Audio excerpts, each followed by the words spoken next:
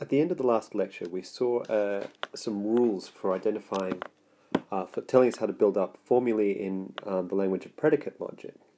And I noticed that when I was lecturing that the rules for the quantifiers were a little bit complicated. So the purpose of this little video is to show you how to recognize formulas of first-order logic, and in particular to show you how to recognize when you've got a formula when you've used the quantifiers.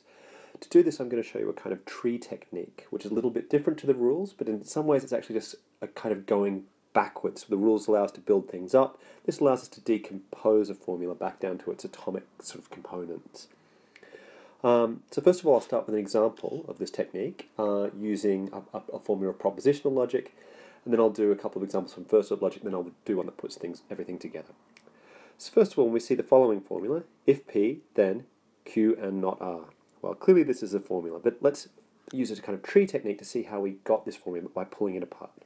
So we note that we got this from two parts, one which was P, and the other which is Q and not R. And we got this by using a conditional. On the left we now have an atomic, so we're done there, so we've decomposed that as much as we can. But on the right we can do a little bit more, so we notice we have a conjunction here, a conjunction from Q and not R. All good. So now we have P and Q, those decomposed as possible, but now we still can decompose, not R, down to R. Now I'm going to put arrowheads on each of these lines here. That's my official technique for doing this. My reason for this is just purely a matter of emphasis. I want to emphasize that this is not a proof tree technique. This is what's known as a syntax tree. We're verifying whether something's a formula, not verifying whether it's valid or satisfiable or anything like that. Okay, so that's our first example. So now let's consider a formula from first-order logic and show a technique for, predicate logic. I said I'd say that use them, conflate those two terms. And we'll try and show how to verify that it is indeed a formula. So this is a string of symbols. I want to verify using the rules, well, these tree rules which I'm going to give you, that it is a formula. So first of all, we look at this. We go for all x, rxa. Well, how did we build this? Well, we added this quantifier over x over this formula underneath it. So let's pull that apart. We know that we got this from using x and from rxa. Now, things are a little bit more complicated here in the case of the quantifier, so we have to do a little bit of an extra step. So what I'm going to do is I'm going to note the variable, the x here, that I use to build this formula, to quantify over, and what I'm going to do is I'm going to replace that variable x in this formula, quasi-formula over here, by a new name. So what is that name going to be? Well, it's going to be, I'm going to use B because it's the next letter in the alphabet, no other reason than that. So I'm going to write R, B, A, and note that it's actually the same as the formula above, quasi-formula above, if I replace B by X. Okay, but now we're actually done. What we have here in these two cases, so with this formula here, that's a formula, and this is a variable. We have the two conditions required for the generation of a new formula using the quantification rules. So what we've done is we've pulled it apart. So this is the rule that you follow. We start with our formula at the top, then we pull that apart into the variable that we use to make it. So this is x here, and this formula here, rxa. We then replace the x with a new name. So we've used A, so it has to be a new name, so we replace it with a B. And then we note that it's actually if we replaced the B by an X, we'd actually have these two formulas being equal. So this is our notation. So if we pulled it apart like this, and we end up with a formula here, so i.e. where we have a B and an A both being names being put into a binary predicate, then we're done. Alright, so that's how we do that one. I'll consider another example in a second. Okay, consider this formula, or putative formula. There is an x such that rxy. This one actually isn't a formula, it's going to be a quasi-formula, but I'm going to show you how to figure that out as we go down here. So first of all, we're going to follow the same technique. we pull it apart as to, based on how we used to construct this formula. So how do we construct it? We added an existential quantifier at the front. So we started from an x and from rx, y. Okay, well, then we look at x over here. We say, oh, that's how we constructed it from. So now we replace x in the formula on the right,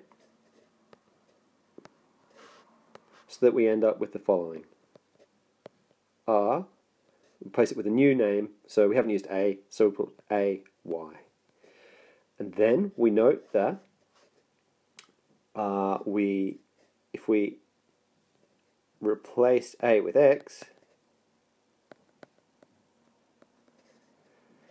then of course these two things are going to actually be equal. So again, we'll just follow the same basic technique. However, there's a little bit of a catch here. The thing that means that this isn't actually a formula at all is because this is not a formula. So recall, for us to have an atomic formula, i.e. something made from names and predicates, we have to have in this case, a binary predicate followed by a name and another name. But this is not a name, it's a variable. So this is actually a quasi-formula.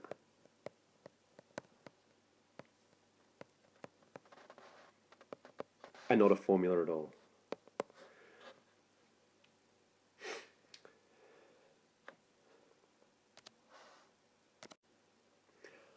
Finally, let's consider a more complicated example. We have here, for all x, there is a y such that rxy and ryx. This actually is a formula, and we'll show you how to verify that as follows. Alright, so first we note that the last thing we did was add a universal quantifier over x. So, pulling it apart, we have an x over on this side, and we got that from adding the universal quantifier over the following little formula here. So there is a y such that r, x, y, and r, y, x. Okay, now once again, I'm going to have to replace x in this thing over here by a new name, in which case we might as well just use a. So we have, there is a y such that r, a, y, and r, y, a, where we note that a is replacing x.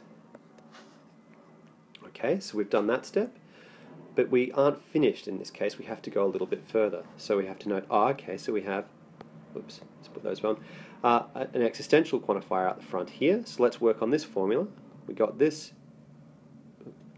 from y and from r, a, y, and r, y, a.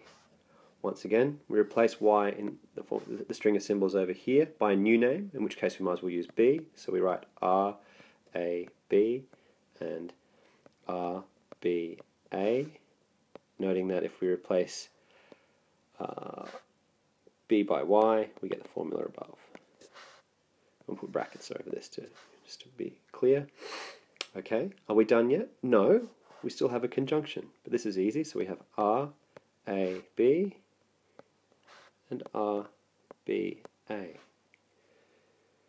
Now, if we look down the bottom of this tree, we see that we have formulas, which is what we want. So if we pull a complicated formula apart, pulling out all the variables here and here, and then making the replacement of that variable by a new name. So here we replaced by, in the first case we replaced x by a, in the second case we replace y by b.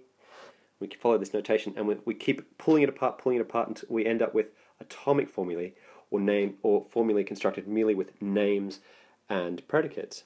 Then we're done. And that's all there is to verifying whether we have a formula of predicate logic.